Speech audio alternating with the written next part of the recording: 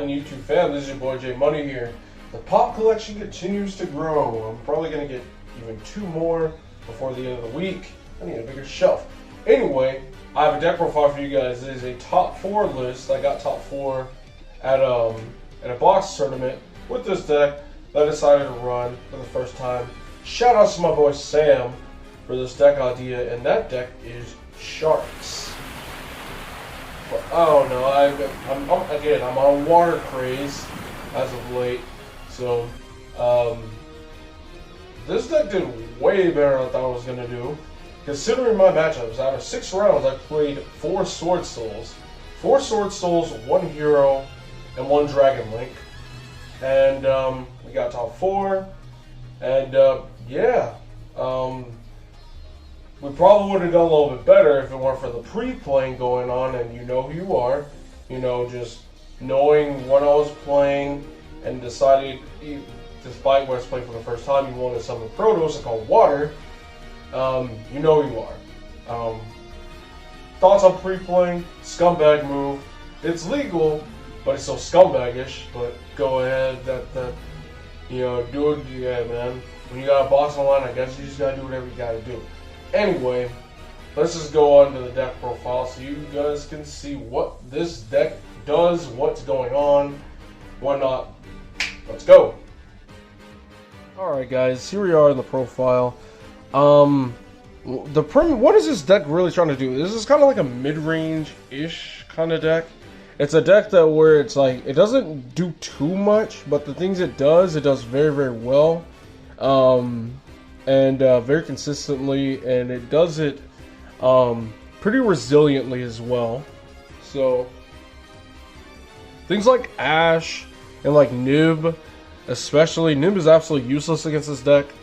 That's one of the reasons I decided to play it. There are a couple of things like Veilers and stuff, but that's why you want to focus on having maybe a little bit of a higher monster count. I'll probably go into that a little bit later, but yeah, you just kind of set up your like couple of exceeds, and then you just set traps. You know what I mean? So, traps, hand traps, whatever. So I guess it is considered mid-range. Anyway, here we go. You need these. These were way more expensive. I managed to get them for 11 bucks a piece, so that was nice. These beautiful princesses. Very, very nice starter. I hate the fact that it banishes, especially against the Sword Soul matchup, because yeah, smart players will end on that level 10 Sword Soul, and if any card gets banished, you can banish the monster that gets summoned off this. So, for those of you who don't know, on summon, on normal or special, it banishes itself to special summon a level 4 lower fish type monster from your deck. Yeah, that's essentially what it is. Now, here we go. Swim on out! Buzzsaw Shark! Buzzsaw Shark's effect activates! I choose a monster and summon a fish with the same level. Buzzsaw Shark. That is right, folks. Buzzsaw Shark is the best monster in the deck. I'll probably go over what I think is the best card personally a little bit later, but Buzzsaw Shark, you can target any water monster you control, including itself, and you can special summon from your deck in defense a fish monster with the same level, but it has to be a different name. So the monster can't activate its effects, but it doesn't really matter in the grand scheme of things. It's a 1-card water rank 4. So that's really what it is. This has gotten Veilered and Infirm so much, but since I've had my fair share of back row and hand traps, they kind of don't kill this, and then you just draw the next turn and you just activate the effect again and just go for a second round. Sneak on in, Silent Angler. Silent Angler, let's go. This card, man, I love this card, especially in tandem with another spell card in this deck, which I think is the best card in the entire deck. But this card, this essentially makes it to where your shark monsters, even if they get hand trapped, you can still just keep going. And I love it. And it doesn't start a chain, it doesn't activate, so it doesn't play into negates, which is very, very good for some of the monsters that are in here. And by monsters, I mean extra deck. Come out! Lantern Shark! Lantern Shark's effect activates! I special summon a water monster between level 3 and 5. Yes. 2 Lantern Sharks. It's a really good bait card if you open it, right? I've had this thing impermed a couple times, and the monster I was going to summon from my hand was like Silent Angler anyway. And so it's like I just kind of got a useless, or not useless, but a useful Veiler imperm out of their hand. And another monster you can summon would be this. I think this only summons fishes. Let's see. Nope, it summons water monsters. Silent Sea Nettles. The one thing I do not... Actually, there's 2 things. 2 things I do not like about this card. This card is incredible. It's still very good, but there's 2 things I don't like about it. One, it is not a fish, which means you can't summon it from the deck with Buzzsaw Shark. You can't summon it with another spell card in here, which I'm about to get into. And also, you are waterlocked the entire turn, which means there have been times where I've summoned this and I can't summon other non-water exceeds, which I do play. I'll go into that a little bit later. But, yeah. Those are those. So, we're going to go into our one-ofs. Right-hand shark. When I summon right-hand shark, I can draw left-hand shark. Yes, right-hand shark. This card brings itself out of the graveyard if you don't have any monsters. So in a grind game in a pinch, if you're in a simplified game state and only have 1 water in your hand, you can always make a water exceed. Essentially with this card, it's a fish. The monster that has it as a material can't be destroyed in battle, which is really good for one of the newer cards, exceeds that came out of Brothers of Legend. It's very good. It doesn't... I wish I had space for a left-hand shark. Maybe in the future with a little bit more tweaking, I could, this and left-hand shark, if they're both in the graveyard, can just make rank 4s if you have an open field. So I really have to think about it. But for now, we got 1 Tinny Spirit, Shathana. I don't want to play more than 1 because I don't want to see more than 1, because at that point it's kind of dead. You want as many special summons as possible, essentially. But that's it for the sharks. I really wanted to play more. How many am I playing? 1, 2, 3, 4, 5, 6, 7, 8, 9, 10, 11, 12, 13, 14, 15. I really felt like I should be... there's a lot of instances, especially when it comes to side decking, to where I'll see a lot of my sides, but I'll only see like 1 shark or like 1 level 4, and I can't make a rank 4, and it's really rough. That's happened more than once. I think it's happened like 3 times. So I really got to think about upping my shark or my water count to make rank 4s more reliable, and at the very least make 2 rank 4s way more reliably. But that's it for that. On the hand traps, we wanted to diversify our hand trap lineup. So we got 2 Ash, 2 Veilers, and we have 3 Impermanents as well. Since it's a trap card, it turns things off. It's not once per turn, just like Veiler. It doesn't play in a triple T, which I didn't get triple T'd all day. So, yep. Honestly, I felt like maybe at first I thought I needed more hand traps, but really, this in tandem with trap cards, this is a good ratio. This is like what, 7 hand traps? Yeah, 7 hand traps. Plus trap cards, plus like easy rank 4 access without starting chains most of the time. It's very good stuff. Now, spell cards, best card in the entire deck in my personal opinion. White Mirror. This is a reborn on Crag. One of the reasons this is target a level 4 lore fish in your graveyard, special it, then you can add a monster from your deck to your hand with the same original name as a special summon monster. I.e., you're typically 9 times out of 10 reborning Silent Angler with this. When it's detached as a material, it's in the grave. You summon Silent Angler. Silent Angler typically will get summoned off Buzzsaw Shark. For those of you who don't know anything about the Shark deck, if you see White Mirror, you are 100% summoning Silent Angler from the deck with Buzzsaw Shark. knowing that when you detach the Buzzsaw Shark, you summon them out the the Silent Angler, and you add another Silent Angler, and since you control water, you can special summon that Silent Angler and make another rank 4. Very, very good, and a very good card. But again, one of the reasons why I don't like Sea Nettle is because it is not a fish, so I can't summon it with White Mirror. So it's highly unfortunate that Sea Nettle is not a fish. I wish it was, but you know, it is what it is. We have 2 Fury of Karyushins.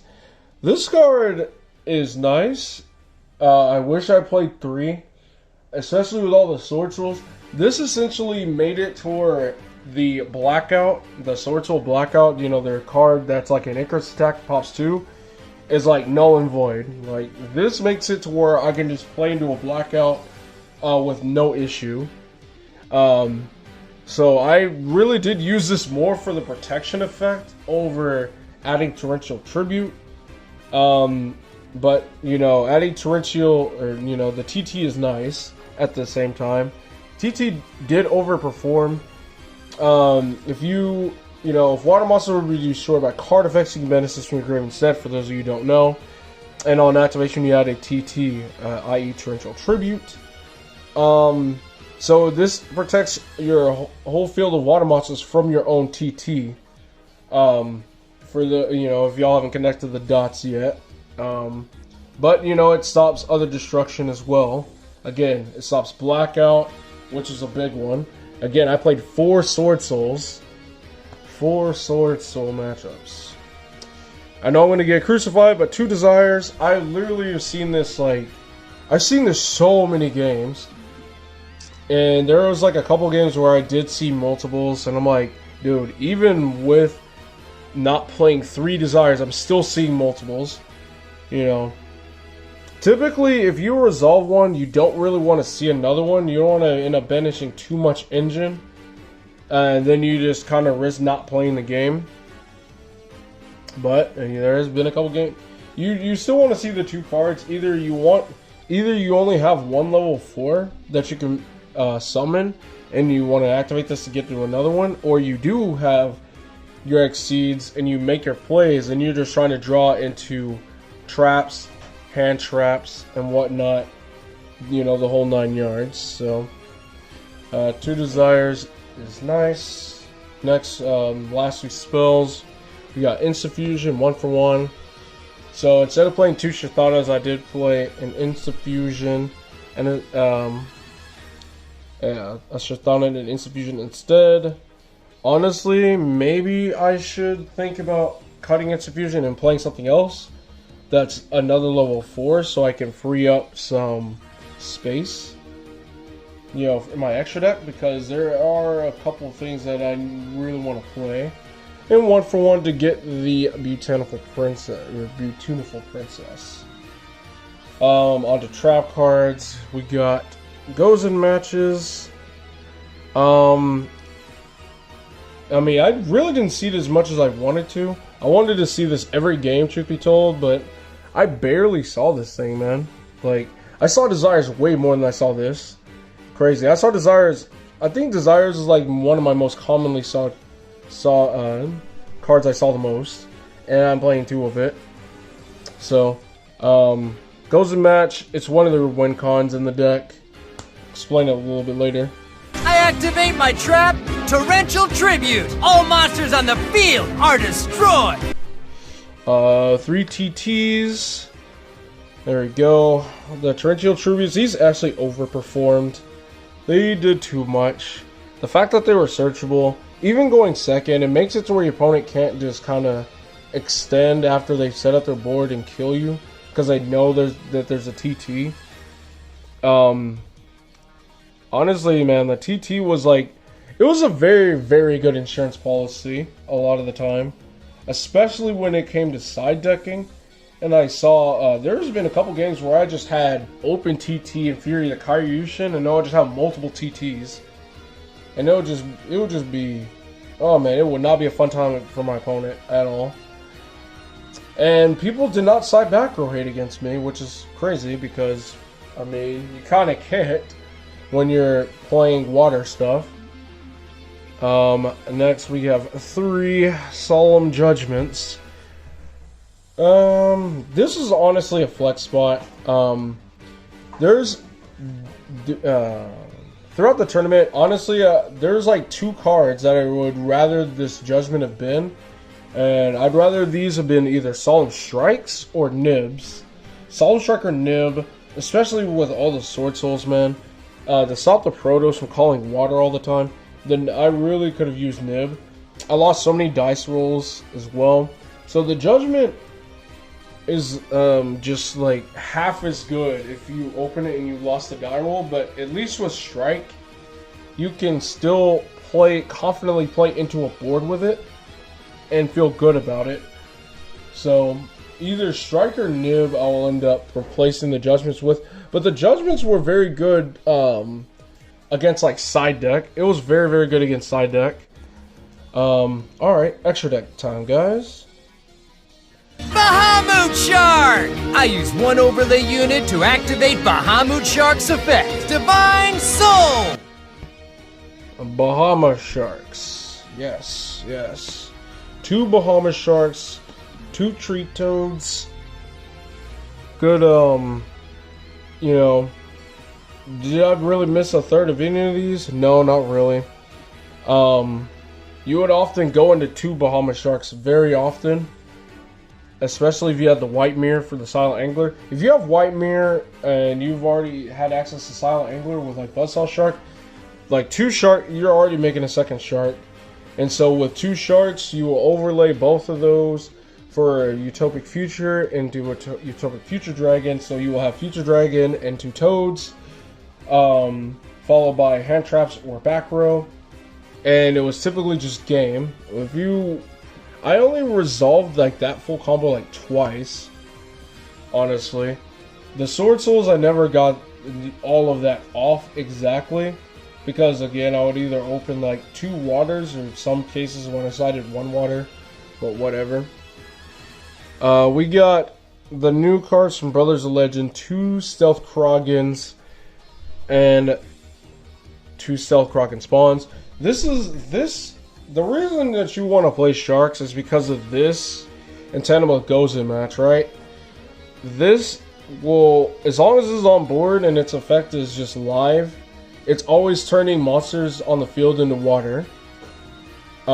Which means if you have this in Gozen match, it is no different from having a Zombie World Rivalry of Warlords lock, to where if your opponent is not playing a water deck and Gozen match is on the field and this is on the board, your opponent's not playing the game. Essentially, they can't special summon except waters, but essentially this is really good the less water decks there are. Also, as a quick effect, you can destroy a water monster on the field on res, so it doesn't target. Also, it deals damage equal to half the attack of the destroyed monster, which is really, really cool. It's really cool, really nifty. Also, when this thing dies, you can summon Stealth Kroggan Spawns from your extra deck up to the materials that the Kroggan had when it destroyed. And the destruction effect that Stealth Kroggan has is not detached. It's not a detach effect. So you will often summon 2 spawns, and then from there you attach 1 material each to them. 1 water material. It doesn't even need to be the materials that he had. So if you have a right-hand shark, in your graveyard, you can attach the right-hand shark to one of the spawns so it doesn't die in battle. Another tech choice I really wanted to consider playing is Caesar Born, because the thing about these also pop water monsters without targeting, but this does not turn monsters on the field into water. So if you really want to take advantage of these, you need to have this on the field as well. Yeah, that was another tech choice I was really thinking about as I was going through the tournament. I always thought, man, when I had these spawns and I couldn't blow up anything, I'd be like, man, it'd be really nice if I had just an Caesar Born set to just activate, summon back the Stealth Kroggan, attach a material. Now I can pop 3 cards at a time, you know, because Caesar Born is nice. I will actually probably think about playing Caesar Born instead of Judgment. I'll start testing that out. But yeah, these are a big reason to play water. You can play into a board with these and feel good about it. We got an Abyss Dweller. I never went into it at all. Again, I just kept playing Sword Souls. So, there's that. Oh, we got, yeah, shout outs to Sam for this idea. We got just a little Zodiac engine, Chakra 9, Wild Bow, just so you can make a 4 material Zeus and clear the board. Again, one of the other reasons I don't like Silent Sentinel is because you can't go into these. Or Utopic Future Dragon. So if the Silent Sentinel is really good, but you can't make Future Dragon and you can't make Zeus if you activate that card. And instant fusion target, it's a fish, so you can summon it with your White Mirror. Side deck did wonders for me. Third Desires to draw into side, so I can see, if the more, so I can increase my chances of just seeing Desires, so I can see side more. I sided the Cosmic Sim once. I saw it. It did what it was supposed to do. It wasn't like the best. Evenly matched. I saw these a couple times. It didn't do what I wanted it to, but it still saw its use. Its main use is really just to clear more back row, just more back row removal. Didn't play against back row decks though, so let's see. 3 rulers. They didn't overperform, they didn't underperform, they just kind of did what they were supposed to do. 3 Lancias, these overperformed. I didn't think they were that good against Sword Soul, but yeah, they're incredible against Sword Soul, especially when your opponent likes to summon Protoss and Cold Water and such. And it also stops the level 10 Sword Soul Synchro from banishing from the graveyard for protection. Because believe it or not, that Synchro, this deck struggles very hard against that Synchro because you have no way to get rid of it outside of making Zeus. If you can't make Zeus, you can't, Future Dragon can't even trade with it because you're typically going to have banished cards, or they're going to have banished cards, whatever. If there's any banished cards, Future Dragon can't trade with it.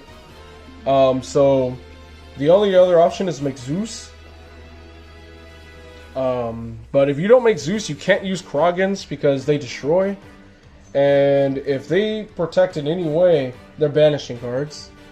So yeah, that card is pretty nasty. So on your opponent's turn, if you have the Kroggan, you can Lancia, then you can pop it. And let's see, the Forbidden Chalices also overperformed. Chalices and Lancias were my most overperformed cards in the side deck. Honestly, I wanted to main these, or just as the tournament progressed, I was like, damn man, I really wish these were in the main deck and not the side deck. But it is what it is. I got 4th place in a box tournament with playing Sharks for the first time. Sharks, nice little mid-range deck. I learned a lot playing it. I enjoyed playing it. And there's quite a few changes I would like to make with the deck to play it again and get better results. So I don't think I'll make an updated deck profile, but if I do, then that's nice. But anyway, guys, that is the deck profile for Sharks. Right. What you guys think? I think some of you figured I was going to cover this deck at some point. Maybe some of you did not think I was gonna look at this deck at all, but jumped on it pretty quick. I like the deck. It's like a mid-range. It's like a perfect mid-range, but you can combo off whenever you want, kinda. If it had just a little bit of a higher monster count, I think it would be fantastic, because especially when it comes to siding, there's too many times where you just see 1 monster in your hand, you don't see 2. And you really, really want to see 2 most of the time. Actually, all the time, what am I saying? But, yeah, that is Sharks for you guys. So, with that being said, let me know what your thoughts down in the comments below. rogue will never go meta. Meta will always just go gravitate towards the rogue. That's just what happens. Anyway, guys, thank you so much for watching. This is J Money, and I am signing out.